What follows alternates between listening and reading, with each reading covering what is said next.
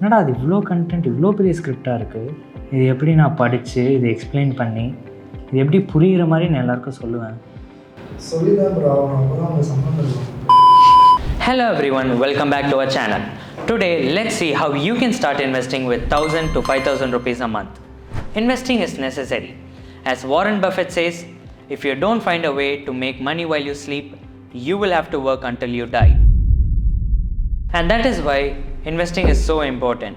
And you don't need a large sum of money to start investing. You can even start it with small amounts, which can grow significantly over time. First up, we have recurring deposits or RD. An RD is a safe and simple way to get started with investing. Here's how it works. You deposit a fixed monthly amount for 1 or 2 years. This amount can be chosen by you based on what you can afford.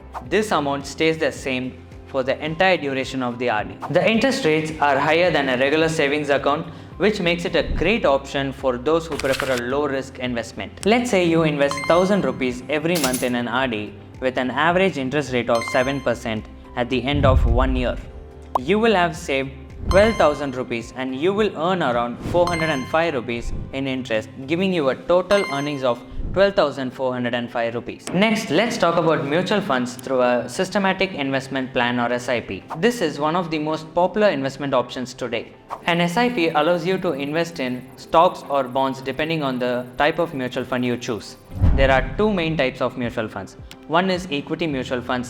These invest in equity and has a higher risk and offer a higher return. And the other one is debt mutual funds. These invest in bonds and has a lower risk and offers more stable returns. If you start an SIP with 3,000 rupees a month in an equity mutual fund and it grows at a rate of 20% per year, after 5 years your investment could grow to approximately 4,22,793 rupees.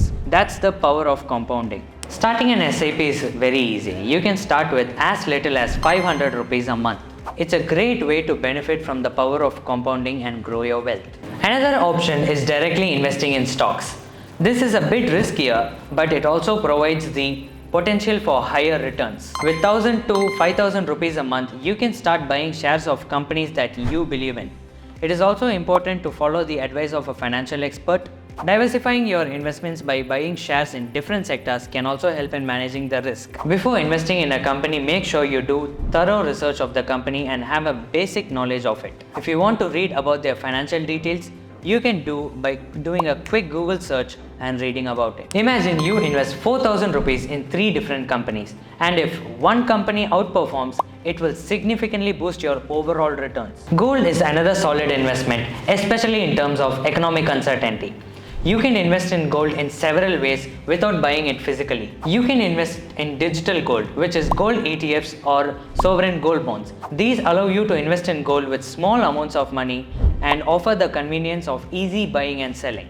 Let's say you invest 1,500 rupees a month in gold ETFs. If the price of gold increases over time, so does the value of your investment. And with sovereign gold bonds, you also earn a fixed interest amount, making it a double benefit. The Public Provident Fund or PPF is a long-term investment program backed by the government. It also offers tax benefits and decent returns. You can invest a minimum of 500 rupees to 1.5 lakhs in your PPF account. The investment period is 15 years, making it ideal for long-term goals like retirement. The interest earned is tax-free and the investment is secure. Another interesting option for small investors is real estate crowdfunding. This allows you to invest in real estate projects with small amounts of money. Platforms like Property Share and RealX allows investors to invest in residential and commercial properties with as little as 5,000 rupees. You can become a part owner of a property and earn rental income and capital appreciation over time. For example, by investing 5,000 rupees in a commercial property, you could earn rental income, and if the price of the property goes up, so does your investment value. Now, here are some quick tips for successful investing. Start early,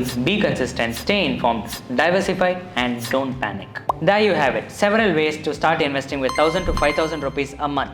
Whether you prefer the safety of RDs or PPF, or you want to take risk and invest in mutual funds, stocks or gold, there's an option for everyone. If you found this video helpful, give it a thumbs up, share and subscribe to Zebu, your friend to financial freedom. Investments in security markets are subject to market risk. Read all the related documents carefully before investing.